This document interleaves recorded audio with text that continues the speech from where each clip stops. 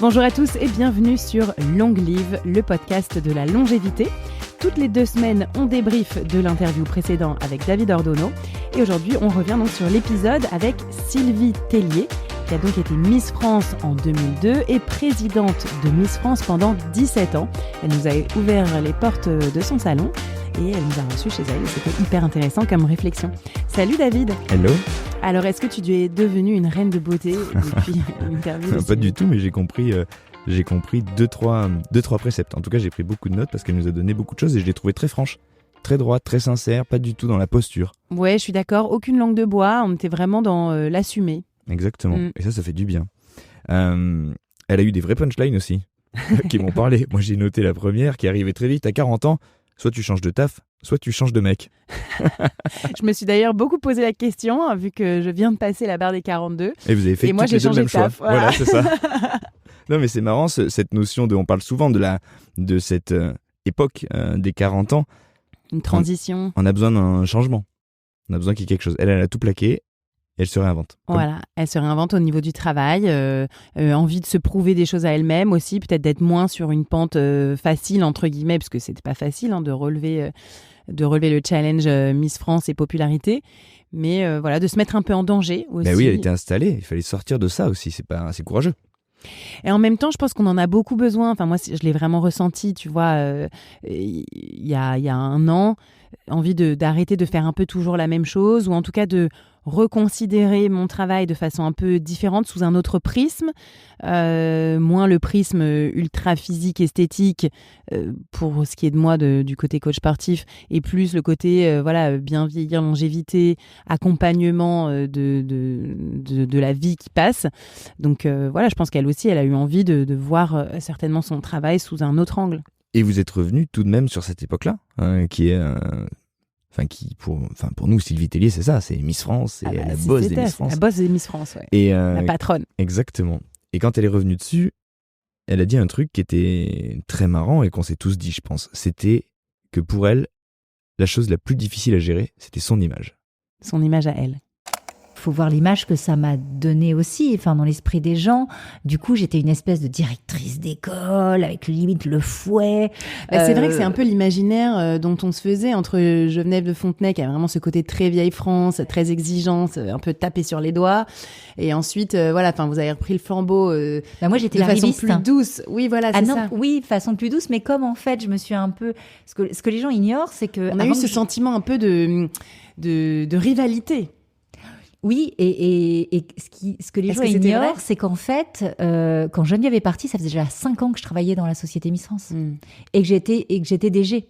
Donc c'est pas moi qui ai fait partir Geneviève, c'est Geneviève a décidé de partir parce qu'elle n'était plus en phase avec la stratégie globale. Alors que moi j'étais ravie de travailler avec Geneviève, on n'était pas toujours d'accord parce qu'effectivement on fait pas partie de la même génération. En revanche, moi j'ai adoré travailler avec Geneviève et en aucun cas je voulais qu'elle parte. En fait, elle explique que c'était l'arriviste. Qu'après Geneviève de Fontenay, elle c'était l'arriviste et que du coup ce qui a été compliqué, c'est le rapport du public et ce qu'on pouvait dire d'elle sans la connaître. Mais aussi à sa réussite dans le travail. En fait, c'est aussi son image, mais ce qu'elle dégageait comme posture forte, d'être une jeune femme, parce qu'elle était donc très jeune quand elle est arrivée à la tête de Miss France. Finalement, c'est vrai que ça faisait au moins 2-3 ans qu'elle y bossait déjà, mais sans être vue comme la boss Miss France, parce que c'était encore Geneviève de Fontenay qui tenait un peu la posture. Et d'un seul coup, c'était un peu l'arriviste, c'est qui celle-là et alors que c'est Geneviève, et c'est ce qu'elle nous expliquait, moi personnellement je ne le savais pas, qui a voulu partir. Elle n'a rien demandé, Sylvie Tellier, elle n'a pas poussé Geneviève dehors.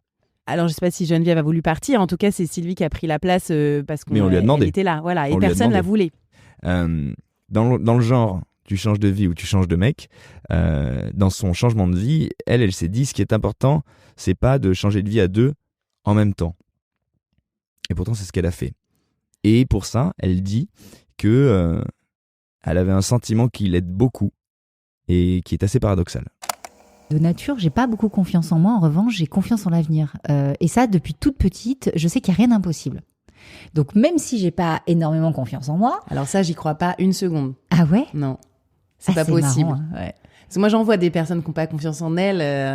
Mais en fait, c'est pas que j'ai pas ce regard-là. Non, c'est pas que j'ai pas confiance en moi, c'est que pour moi, l'échec n'existe pas. Je sais pas comment vous dire en fait.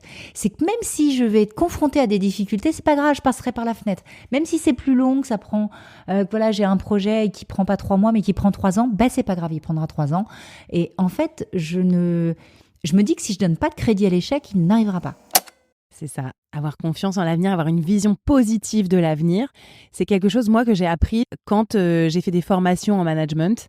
Quand tu es leader d'une équipe, il faut que tu aies confiance en l'avenir, que tu aies une vision positive de l'avenir, sinon tu n'emmènes pas les gens avec toi. Alors souvent, on te dit, oui, mais c'est facile pour toi. Les gens qui ont confiance en l'avenir, souvent, on leur trouve des raisons qu'on n'aurait pas nous. En fait. Oui, parce que tu as un mari, parce que tu as des enfants, parce que tu as déjà un job. Parce que tu as de l'argent, parce que tu as ci, parce que tu as ça. C'est facile d'avoir confiance. Mais ça se construit.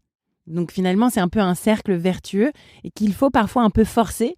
En tout cas, la vision positive de l'avenir, surtout en ce moment, il faut un peu la forcer. Et moi, je pense que ça aide aussi de prendre du recul.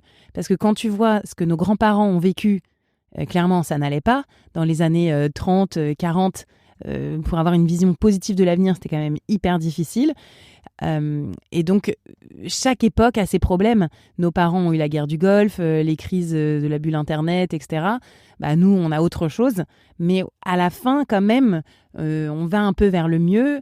Il y a des résolutions. On peut le voir, en tout cas, on peut se le dire. On peut se le dire, mais en tout cas, moi, je préfère vivre maintenant qu'à l'époque de ma grand-mère. C'est sûr. Et donc, elle privilégie, exactement, elle privilégie ce que tu exprimes comme l'optimisme. Elle dit un autre truc aussi, elle va un petit peu plus loin, c'est ce rapport à l'échec. Elle dit, si je donne pas de crédit à l'échec, il n'arrivera pas. C'est pas mal ça. Je me dis que dans le sport, ça doit être pas mal de penser comme ça. C'est très américain aussi de dire, voilà, il n'y a pas de failure, il n'y a pas d'échec, c'est toujours quelque chose que tu apprends. Et même quand tu es un champion du monde ou quoi, tu n'es jamais champion de toutes les courses. Tu es rarement invaincu. Il y a quand même toujours un moment où tu perds un match, où voilà, tu descends un peu dans le classement, puis après tu remontes, puis tu restes dans les 5 premiers, puis parfois tu es le premier, parfois tu es le deuxième. C'est rare que tu sois à 100% tout le temps au top du top. Et elle a vraiment ce truc de conditionnement. On se parle de conditionnement, de mindset. C'est l'optimisme, ça va marcher. Et l'échec, si j'y pense pas, je le croiserai pas. Moi, j'ai trouvé ça dingue. En fait, je m'attendais pas à ce qu'elle soit aussi radieuse et à l'intérieur comme elle l'est à l'extérieur. C'est-à-dire que vraiment, elle a ce sourire sur sa tête, mais aussi tu sens que l'enthousiasme, il est à l'intérieur d'elle-même. Ça fait vraiment du bien, quoi. C'est un mélange de détermination et d'optimisme. Parce qu'il y a aussi ce truc de détermination. Ouais, tu sens qu'elle est déterre, tu sens qu'elle a envie, que rien ne va l'arrêter et que ça va passer, quoi. En parlant de détermination, elle a une autre phrase qui nous rappelle un autre invité sûrement. Je suis quelqu'un d'assez exigeante, mais envers moi-même la première. Et c'est peut-être pour ça que je fais autant de sport. Pour moi, c'est une question de respect de soi-même, en fait. Tu vois, ce mot respect dans la longévité, dans le vieillissement, il revient très souvent dans la bouche de pratiquement tous nos invités. Le respect par rapport à soi-même, par rapport à l'image qu'on a envie de dégager. Donc, je trouve que c'est vraiment un mot qui revient tout le temps dans ce podcast. Et une des clés, et ça m'a rappelé ton interview avec Sophie d'avant, c'est ce truc de « je ne lâche rien ». Il faut rien lâcher. Tant qu'on lâche rien, en fait, on se respecte soi-même, parce que déjà, on commence par soi, parfois en s'infligeant de la contrainte, vu de l'extérieur, mais la contrainte devient une habitude. Une et discipline. Finalement, exactement, on renvoie la meilleure image de soi, et c'est un cercle vertueux. Mais ça commence par de la détermination. Et cette détermination peut venir de ce respect pour soi-même et de soi-même par rapport aux autres.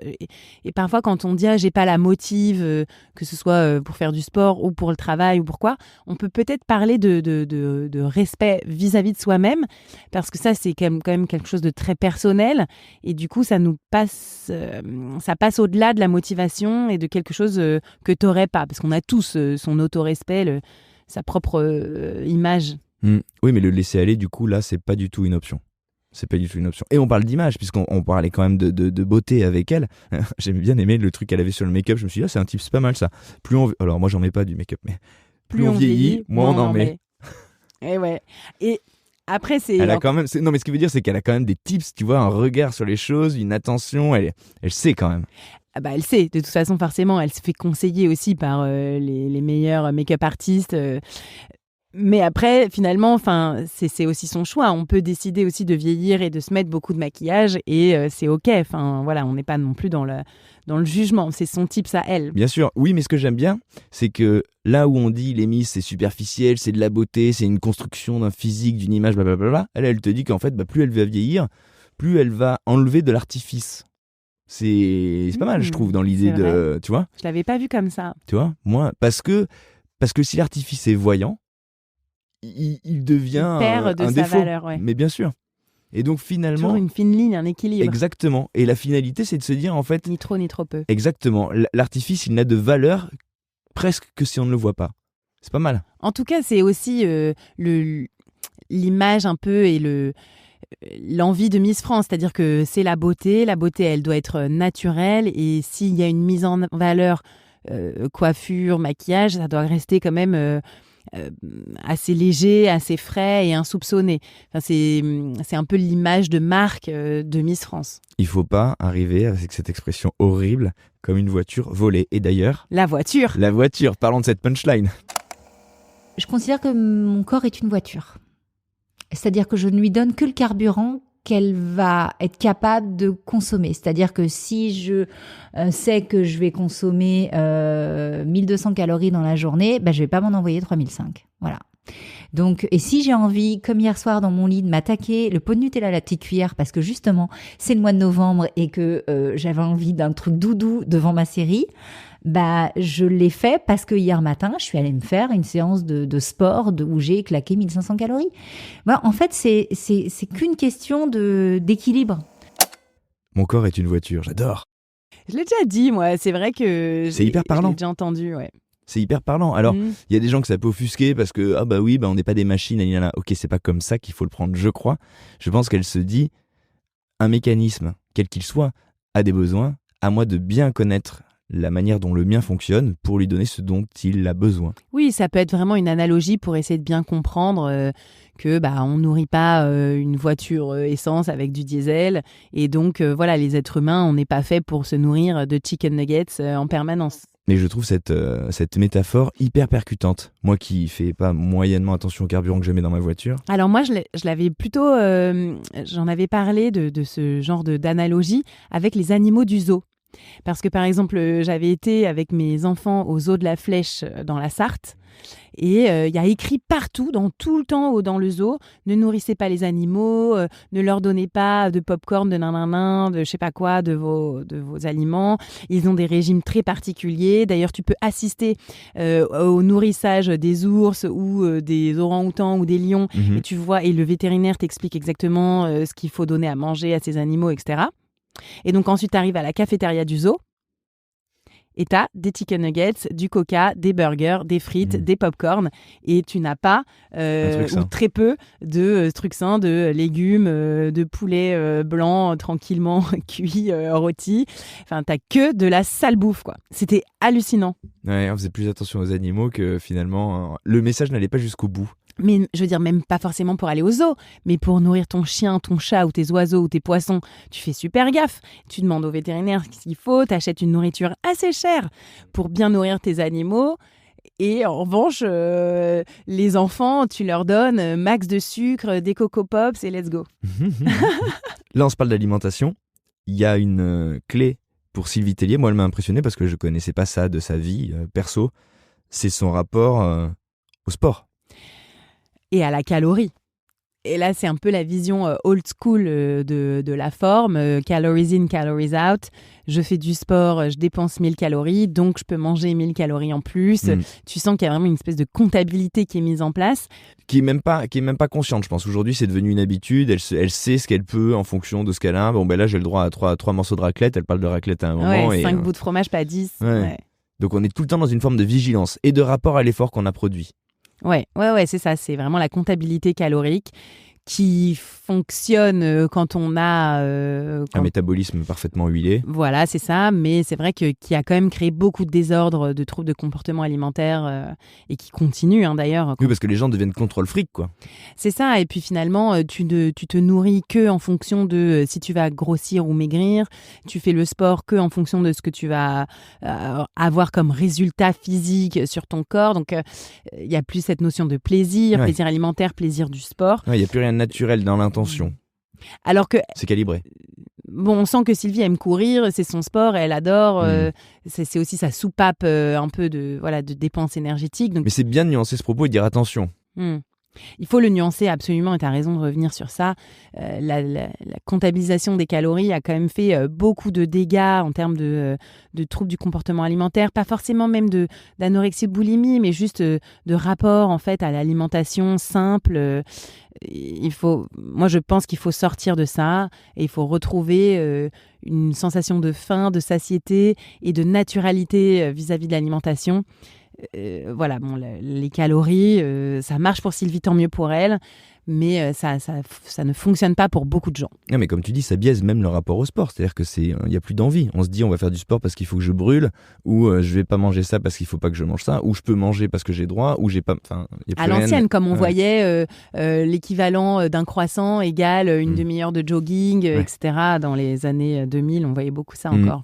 Et donc le sport pour elle, c'est une manière d'entretenir sa longévité, sa beauté, et en même temps, elle avoue quand même quelque chose. Elle est très cash, et j'aime bien. Tu avais posé cette question à propos de la loterie. La vie, c'est une loterie. On est soit avec des prédispositions physiques. Alors, j'adorerais être championne de marathon au JO. J'ai bien compris que la vie ne m'avait pas donné les capacités physiques pour un jour être médaillée d'or. Donc, je cours, mais je me suis fait une raison. Je serai jamais championne de course à pied. Eh bien, la beauté, c'est pareil. Dire que c'est hyper injuste, je sais, mais Mère Nature, je sais pas comment on l'appelle, se penche pas de la même façon sur le berceau des petites filles ou des garçons. Donc, oui, il y a une inégalité à la naissance sur la beauté. Il y en a qui sont plus dotés que d'autres, et c'est comme ça, et c'est l'injustice de la vie. La beauté, c'est une loterie. La beauté, c'est une loterie. Et j'ai bien aimé son côté hyper assumé. Mais oui. C'est-à-dire que voilà, c'est vrai, on n'est pas tous nés sous la même étoile. Pas du tout langue de bois en disant mais non, tout le monde peut être belle, bah non. Ouais. Mais en même temps, c'est bien de le dire, je pense, tu vois. Et comme ça, ça permet aussi de dire, bon, voilà, moi, mes parents, ils m'ont fait comme ça, j'ai pioché ce lot. Et voilà, c'est pas grave. Mais il y a aussi un truc, elle peut s'entendre d'une autre manière aussi, cette phrase, et c'est ça que j'aime bien, c'est que c'est pas excluant. C'est pas, il y a des beaux et il y a des moins beaux, ou il y a des beaux, des pas beaux. On va pas se mentir. Voilà, on a un capital. Donc maintenant, faisons avec notre capital. Et c'est pareil pour le sport finalement. On n'est pas tous nés pour être champion olympique. C'est ce qu'elle dit d'ailleurs. On n'a pas tous le cœur et la génétique. Elle parle de sa mère marathonienne et elle se compare. Elle se dit voilà, moi j'ai su que je ne serais pas marathonienne. Exactement. Et donc c'est pas mal aussi de dire voilà, il y a le sport. On n'est pas tous des futurs champions du monde, mais on peut faire du sport plaisir, s'améliorer en fonction de nos capacités et avoir une vie 100% ok et radieuse. Ouais. Mais elle est droite et ça triche pas et j'aime bien. Ouais, j'ai bien aimé aussi parce que moi j'ai un peu hésité à lui poser cette question. Je trouvais ça un peu drôle. Du coup, je me suis justifiée en me disant que c'était ta question et pas la mienne. Et elle répond comme ça de façon tout à fait assumée et droite dans ses bottes. Et elle a ce rapport au corps aussi qui est assez frontal. En gros, à un moment, elle nous parle de taille. Certains vont me dire ouais, mais en fait, ok, mais t'as les dictates de la société, pour toi, pour être heureuse dans la vie, il faut faire un 36 ou un 38. Non, c'est que moi, je m'aime comme ça. Je pense qu'on parle beaucoup en ce moment d'inclusivité, de respect. Ce que je disais aux filles, mais moi, si tu te sens bien en faisant un 42, j'ai aucun problème. Mais vas-y, du moment que ton corps est tonique, mais fais un 42. Ou un 44 ou un 46. Je me souviens d'avoir rencontré Ashley Graham, qui est une présentatrice, une Miss aux États-Unis, qui est une mannequin. Beauté, qui est mannequin. Mais Ashley, elle fait du sport. Après, elle s'aime comme ça. Moi, si demain je fais un 44, je ne vais pas m'aimer. parce que dans ma base de référence, et c'est peut-être parce que je suis comme ça, mais je ne m'aime que en 36. Il y a ce rapport au body positif qui est pas non plus hyper simple et je pense qu'on peut peut-être quand même revenir sur ça parce que elle se voit très bien, elle ne s'aime que dans un 36, mais en même temps elle est ok si les autres font un 42, un 44. C'est pas simple. De toute façon, je pense que ça ne sera jamais vraiment simple. Oui, il y a un discours de tolérance, mais en même temps, quand on voit cette image, t'envoies un peu l'idée que, en fait, la bonne image, c'est celle-là. Exactement, et c'est comme pour les Miss France, tu vois, elles sont toutes jeunes, plus d'1m75. C'est pas grave si t'es vieille et grosse, mais moi je préfère être canon et mince voilà. Et machin et naninana. C'est pas grave si vous avez plus de 40 ans et que vous avez du surpoids, mais les Miss France, elles ont moins de 20 ans, elles sont pas mariées, ou peut-être qu'elles peuvent l'être maintenant, je crois, mais bref. Mais bon. Oui, il y a un petit paradoxe. Oui, il y a ce paradoxe. Voyez, soyez libres et aimez-vous comme vous êtes. Mais les Miss France, elles font du 36. Voilà, et si vous l'êtes Miss, c'est comme ça que ça se passe. C'est pas simple ce rapport au corps, je pense qu'on n'a pas encore exploré toutes les façons d'en parler et voilà, elle de toute façon elle est dans son discours et dans son truc, on la fera pas changer d'avis ou quoi, c'était pas le propos. Et en même temps il y a quelque chose qui la décentre un petit peu de cette idée là de norme, c'est sa maternité et son rapport aux enfants. J'ai une fille qui a 9 ans et qui a un bon coup de fourchette. Et je lui dis, ma fille, tu sais quoi, tant que tu fais du sport, il n'y a rien d'interdit. Et mon mari, parfois, me dit, non, mais t'exagères, t'as vu ce qu'elle a mangé là quand même. Non. Mais ouais, mais en fait, il n'y a rien de pire. Si vous dites à votre fille qui a 9 ans, attention à ce que tu manges, regarde, t'as un bourrelet, t'as machin, il n'y a rien de pire pour déclencher des problèmes alimentaires. Moi, je l'ai vu avec les Miss. La boulimie, l'anorexie, ça existe, en fait. Donc, en revanche, si vous dites à vos enfants, tu sais quoi, mange ce que tu veux, mais si parfois t'as un petit bourrelet, c'est peut-être parce que t'as pas été courir assez. Voilà. Vaut peut-être mieux le présenter d'une autre façon, en fait. Et après, chacun maîtrise son corps comme il a envie de maîtriser son corps, en fait. Pas mal ce discours. Oui, donc tu sens quand même la vigilance de maman pour faire en sorte que ses enfants soient bien et en cohérence en fait avec qui ils sont. Et l'attention au discours qu'elle doit leur apporter. Tu vois, elle va pas leur dire ah t'es gros, nanana. Ouais, tout à fait. Donc voilà, c'est toute l'ambivalence des parents. On est comme on est, mais en même temps on a envie que nos enfants soient mieux que nous.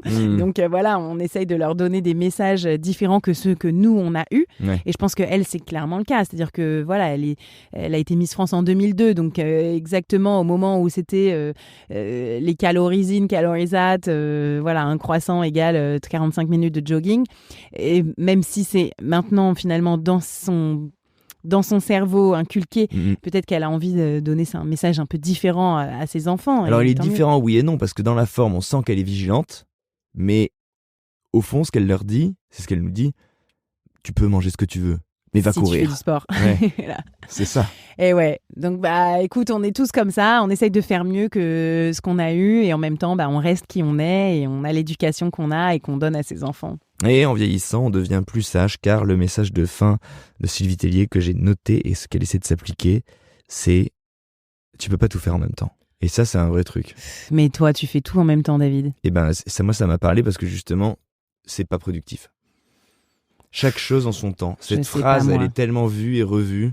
Moi, je pense que c'est impossible. Parce que surtout dans nos âges où on a la quarantaine et qu'en plus on a des enfants, c'est impossible de pas tout faire en même temps. T'es forcément parent et tu dois bosser parce que voilà, les enfants, ça nécessite d'avoir un bon revenu et en même temps, t'as envie de t'épanouir en tant que personne et t'as une image à renvoyer et un respect que tu veux te donner à toi et aux autres. On peut pas tout avoir. Enfin, moi, je le vois. On peut accepter de ne pas tout avoir, mais est-ce qu'on peut accepter de ne pas chercher à tout avoir ? Réflexion philosophique. Mais moi, en tout cas, je l'entends, cette phrase, mais je pense que c'est très difficile de l'accepter et de se dire j'attends pour plus tard. Moi, en tout cas, j'ai pas envie d'attendre pour plus tard. C'est un rapport à l'appétit et à la gourmandise, en fait. Ouais, c'est vrai. Un rapport à les yeux plus gros que le ventre. Ça me concerne. Je sais pas.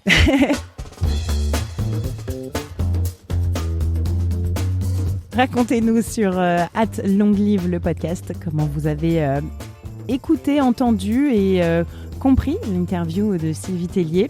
Merci de nous écouter toujours de plus en plus nombreux, surtout de vos applis d'écoute de podcasts, Spotify, Apple Music, Deezer, mais aussi sur YouTube depuis quelques semaines. Donc merci infiniment pour tous vos commentaires.